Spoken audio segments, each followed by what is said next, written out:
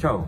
Šodien bija izglītības komisijas sēde, un mēs runājam ar ministrijas pārstāvjiem par ļoti svarīgiem jautājumiem izglītībā, par atbalsta programmām, un ministrija mums stāstīja, ka visas programmas strādā un viss notiek, bet īstenībā šīs programmas nestrādā, jo piedalījās arī viens topojošais skolotājs, un viņš strādā par skolotāju datorikas 1. un 3. klasē, un viņš stāsta, ka šīs programmas nestrādā.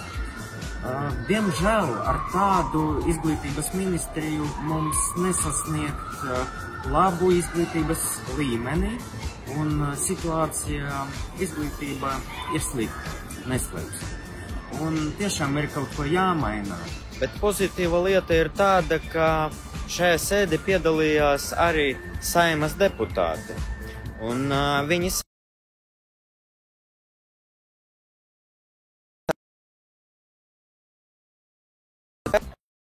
no jauniešu Saeimas darba ir rezultāts, ir sasniegumi, un man ir prieks, ka mūsu idejas, mūsu iniciatīvas un viss par to, ko mēs iestājāmies, tas aktualizējas un mūsu balsi dzird.